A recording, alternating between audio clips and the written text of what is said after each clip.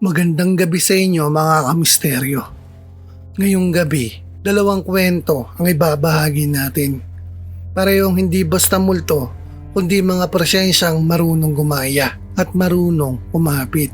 Isang tawag na hindi mo dapat sagutin at isang ugat na unti-unting bumabalot sa realidad.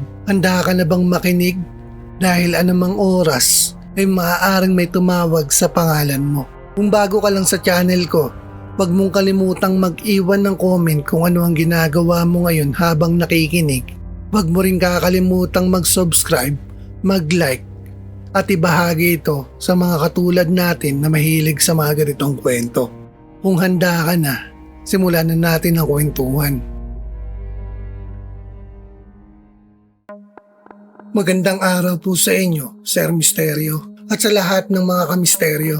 Hindi ko akalain na darating yung punto na magsusulat ako para ibahagi ito kasi matagal ko na rin siyang sinubukang kalimutan. Pero nitong mga nakaraang linggo, parang bumabalik siya sa isip ko ng mas malinaw, mas detalyado at mas buhay. Naging listener lang ako ng channel nyo siguro mga bandang huling bahagi ng nakaraang taon. Random lang habang nagko-commute ako pa uwi.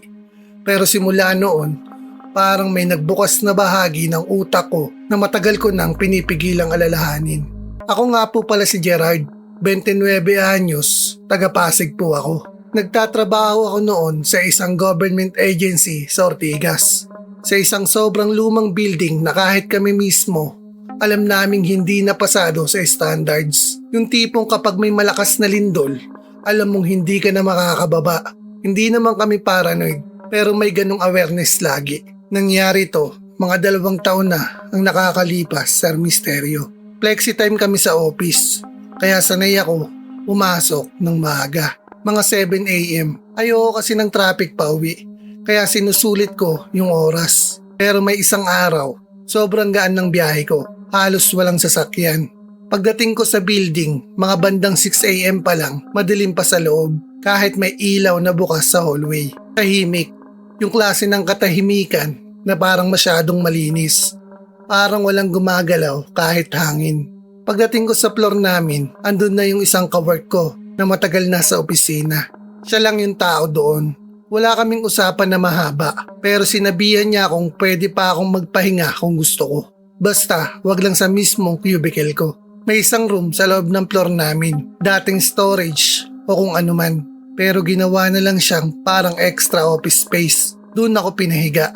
Yung room na yon, medyo kakaiba na agad sa pakiramdam. Hindi siya totally madilim, pero parang kulang sa ilaw. May fluorescent lamp na naka-on, pero parang hindi sapat para tabunan yung dilim sa mga sulok. May amoy siya na hindi ko ma-explain. Hindi naman mabaho, pero parang lumang kahoy na nabasa at natuyo ng paulit-ulit. May halong lamig din sa hangin kahit sarado lahat. Humiga ako sa isang bakanting upuan sa pinakadulo ng room, malapit sa sulok. Doon kasi pinakamalayo sa pinto. Akala ko mas tahimik. Sa totoo lang, pagod ako noon kaya hindi ko na masyadong pinansin yung paligid. Pumikit po ako, Sir Misteryo, at halos agad akong nakatulog. Hindi ko alam kung gaano katagal ang lumipas bago ako nagising. Pero ang una kong naramdaman ay bigat. Yung parang may nakadagan sa dibdib mo, pero wala kang makita. Hindi ako makagalaw. Hindi ko maigalaw kahit daliri ko. Alam kong gising ako, pero parang nakakulong yung katawan ko sa sarili niyang balat. Doon nagsimula yung tunog. Sa una, mahina lang siya. Parang may nagmumog ng tubig, pero hindi malinaw kung saan nanggagaling. Unti-unti, lumakas siya. Hindi siya normal na tunog ng lalamunan. Parang may halong hangin na dumadaan sa makapal na likido. Tapos, napansin ko, may ritmo siya. Para bang may pattern, Sir Misteryo. Hindi ko maintindihan agad, pero habang tumatagal, parang nagiging pamilyar. Para siyang dasal. Hindi malinaw yung mga salita, pero may paulit-ulit na tono na parang sinusubukang bumuo ng isang panalangin. Doon na ako kinabahan ng sobra. Gusto kong sumigaw, pero walang lumalabas na boses. Gusto kong gumalaw, pero parang mas talo akong pinipigilan ng kung anong hindi ko nakikita. Yung lamig sa paligid, parang gumapang papasok sa balat ko. Ramdam ko yung pawis sa likod ko kahit malamig yung hangin. Tapos may naramdaman ako sa paa ko. Parang may dumampi. Hindi parang kamay ng tao. Mas manipis. Mas mahaba ang kontak. Parang may gumagapang na ugat o hibla na dumadampi sa balat ko.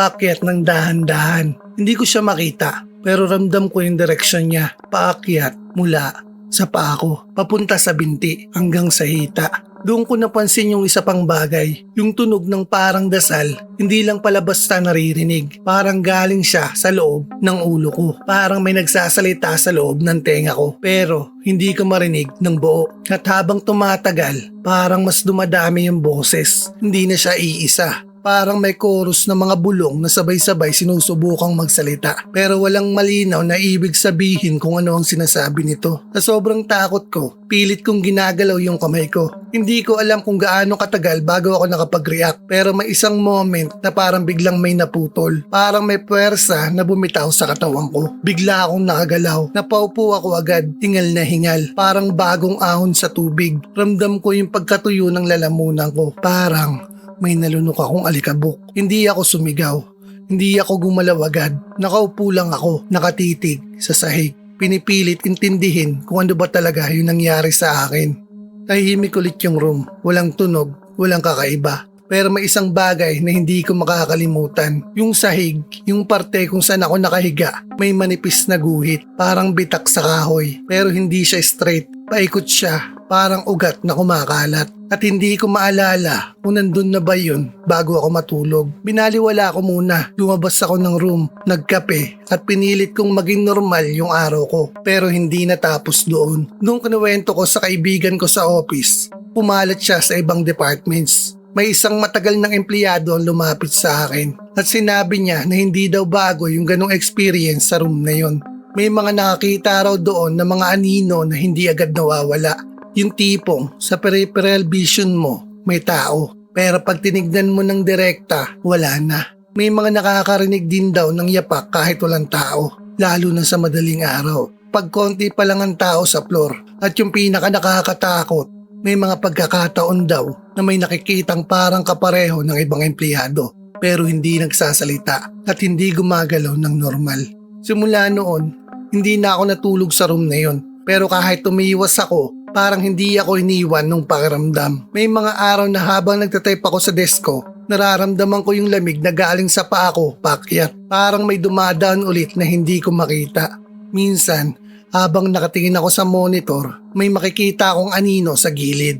Parang may tumayo sa likod ko. Pero paglingon ko, wala namang tao. Pinakahuli, may isang gabi na nag-overtime ako. Halos wala nang tao sa floor. Tahimik yung ilaw, parang mas dim kaysa sa usual. Habang naglalakad ako papunta sa pantry, napadaan ako sa room na yon. Nakabukas yung pinto ng kaunti. Hindi ko balak tumingin pero may narinig ako. Mahina lang.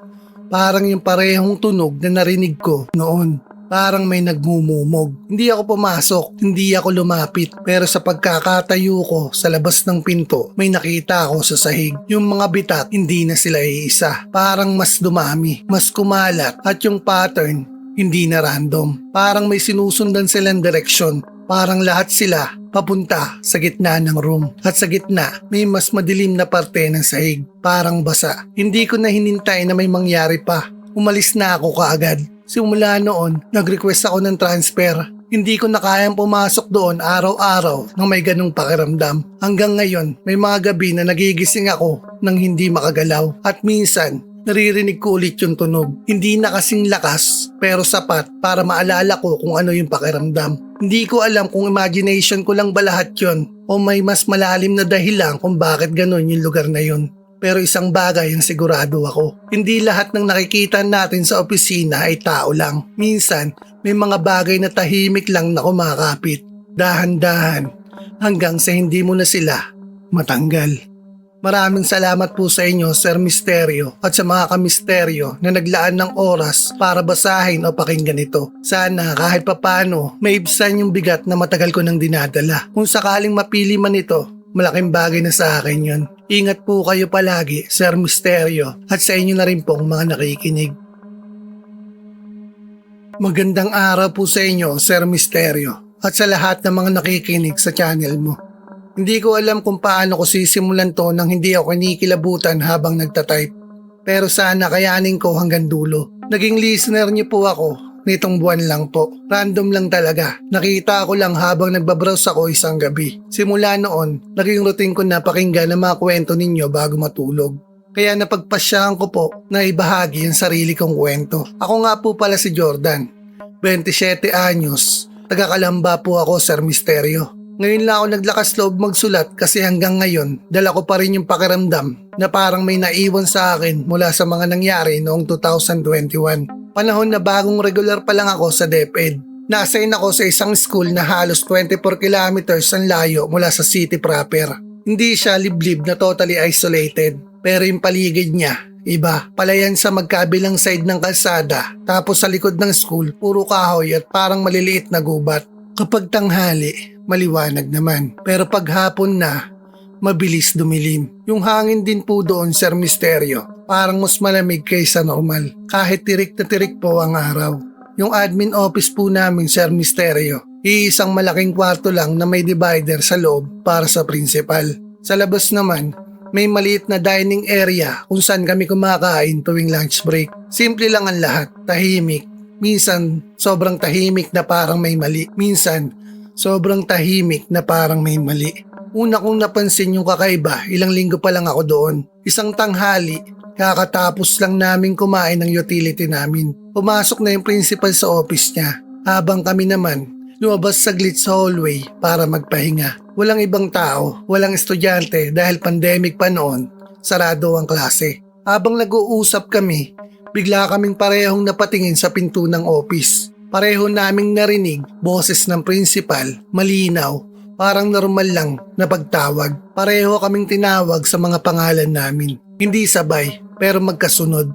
Parang may urgency, pero hindi naman galit. Hindi ko agad pinansin nung una. Pumasok lang ako para itanong kung may kailangan siya. Pagpasok ko, tahimik naman siya. Nakaupo sa mesa, nagbabasa ng libro. Wala man lang sign na tinawag niya kami. Nang tanungin ko, nagulat pa siya at sinabing hindi naman daw niya kami tinatawag. Lumabas ako, medyo nagdadalawang isip. Tinanong ko yung utility namin kung baka siya yung tinatawag at nagkamali lang ako ng rinig. Pero pareho pala kami ng narinig. Pumasok siya para tanungin din yung principal namin. Ganun din ang sagot. Doon na nagsimula yung pakiramdam na hindi ko maipaliwanag. Hindi siya takot agad. Mas parang confusion na may halong kaba. Pero ang mas malala, nangyari ilang araw pagkatapos nun. Isang hapon, halos wala ng tao sa school. Ako nasa loob ng admin office. Nakatutok sa laptop. Tinatapos yung reports. Yung guard nasa gate. Medyo malayo sa building. Yung principal nasa loob ng office niya. Yung utility, lumabas saglit para magbayad ng kung ano sa labas. Tahimik noon, Sir Misterio. Sobrang tahimik, narinig ko yung electric fan na parang humihinga. Minsan, may hangin na dumadaan sa bintana. Dala yung amoy ng lupa mula sa palayan. Basa yung lupa noon dahil umulan kaninang umaga. Habang nagtatype ako, narinig ko ulit yung boses. Malinaw, tinawag ang pangalan ko. Hindi malakas, pero sapat para marinig. Galing ito sa loob ng office ng principal. Walang duda sa isip ko na siya yun. Parehong tono, parehong paraan ng pagtawag. Tumayo ako agad. Medyo nagmamadali pa. Pagpasok ko sa loob, nakita ko siyang nakaupo. Nakatingin sa akin na parang nagtataka kung bakit ako pumasok. Hindi siya nagsasalita. Walang galaw na indikasyon. Walang galaw na indikasyon na tinatawag niya talaga ako. Doon ko naramdaman yung unang malamig na kilabot. Hindi yung simpleng gulat. Yung tipong parang may dumampi na hangin sa likod ng leeg mo kahit walang hangin. Umupo ulit ako sa mesa ko. Pilit binabaliwala yung nangyari. Sabi ko sa sarili ko, baka pagod lang ako. Baka imagination lang. Pero may pumasok sa isip ko na hindi ko talang matanggal. Wala palang ibang tao sa building bukod sa aming tatlo. At yung dalawa, parehong nagsasabing hindi nila ako tinatawag. Simula noon, naging iba na yung pakiramdam ko sa opisina. Hindi ko siya masabi agad, pero parang may presence. Hindi siya nakikita. Hindi rin siya naririnig palagi, pero ramdam. Lalo na sa mga sulok na hindi direktang tinatamaan ng ilaw. Yung utility namin, may sarili ring karanasan tungkol dito. Isang umaga, maaga daw siyang dumating para maglinis. Pag-akit niya daw sa second floor, may nakita siyang bakas ng paa. Maliit, parang sa bata. Basa, may putik pa daw. Natural, iisipin mong may batang pumasok. Pero sarado ang school. Walang klase, walang dahilan para may bata doon. Sinundan niya daw yung footprints, packet ng hagdan hanggang sa hallway. Doon biglang nawala sa gitna. Walang bakas ng pagtalon, walang bakas ng pagliko. Parang naglaho lang. Noong kinuwento niya sa amin, tinawanan lang namin nung una. Sinabi namin baka may pumasok na bata at naglaro. Pero kahit ako, hindi ko mapaniwalaan yung sarili kong paliwanag. Kasi simula nung araw na yon, may napansin akong pattern. Yung pagtawag ng boses, hindi siya random. Nangyayari siya tuwing may isang tao lang ang naiwan sa isang area. At palaging ginagaya yung boses ng taong inaasahan mong tatawag sa'yo. Isang beses, narinig ko yung utility namin na tinatawag ako mula sa labas. Lumabas ako para tignan pero wala siya. Pagbalik ko sa loob, nandun siya. Kakapasok lang galing sa labas. Siguradong sa itsura niya, hindi niya ako tinatawag. Doon na ako kinabahan ng totoo. Parang may mga nagmamasid sa paligid namin. Hindi siya basta nagpapakita, hindi siya basta nagpaparamdam. Ginagaya niya yung mga boses namin. Inoobserbahan niya kung paano kami magsalita, kung paano kami tumawag sa isa't isa. At mas lumalala habang tumatagal. Isang hapon, nag-overtime ako mag-isa. Maulan kaya madilim kahit 3:00 pa lang. Yung ilaw sa hallway nagpi-flicker. Hindi ko pinansin. Sanay na ako sa ganung setup. Habang nakaupo ako, narinig ko yung pinto ng principal's office na parang dahang-dahang bumukas. Hindi ko siya nakita pero narinig ko yung tunog ng mga yabag niya. Mabagal. Parang may nag-iingat na wag gumawa ng ingay. Sumunod, may mga narinig na akong kalabog. Hindi mabigat, hindi rin gaanong magaang. Parang paa ng bata pero may kakaibang rhythm. Hindi pantay-pantay ang pagitan. Hindi ko nilingon agad. Hindi ko alam kung bakit. Pero may instinct ako na wag nang gumalaw. Tapos narinig ko yung boses ko. Hindi yung normal na maririnig mo sa recording.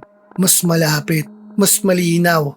Tinatawag yung pangalan ko pero gamit yung sarili kong tono. Doon ako napalingon. Walang tao. Pero sa gilid ng mata ko may nakita akong gumalaw sa dulo ng hallway. Parang anino na hindi tugma sa hugis ng kahit anong bagay doon. Hindi siya buo.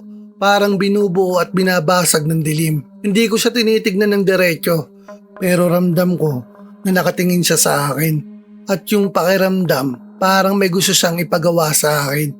Parang hinihintay niyang sumagot ako sa tawag. Hindi ako sumagot. Tumayo ako. Kinuha yung bag ko at umalis nang hindi lumilingon. Simula noon, nagbago na ako. Hindi na ako nag-o-overtime. Hindi na ako nag-iisa sa building kung maiiwasan. Pero kahit ganoon, minsan naririnig ko pa rin. Kahit sa bahay. Hindi kasing linaw pero sapat para maalala ko yung lugar na yun. Yung pakiramdam na parang may sumusunod, hindi sa katawan mo, kundi sa boses mo. Hanggang ngayon, hindi ko alam kung ano yun. Hindi siya yung typical na iniisip nating multo. Wala siyang sariling anyo. Wala siyang sariling tunog. Kinukuha niya kung anong meron ka. Boses, presensya, at tiwala. At ginagamit niya yon para palapitin ka. Minsan, naiisip ko, paano kung sumagot ako noon? Paano kung sinundan ko yung tawag? Hindi ko na sinubukan.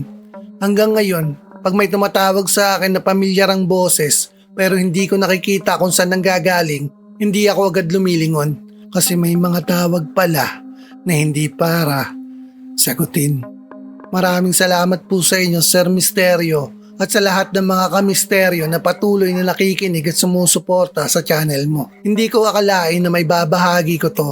Pero sana kahit papano may matutunan o makaiwas ang iba sa ganitong karanasan. Kung sakaling mapili po ito, maraming salamat na rin. At sana ay makarating ang kwento kong ito sa iba. Hanggang ngayon, dala ko pa rin yung takot at yung tanong kung may nakasabay ba akong umuwi noong mga panahong yun.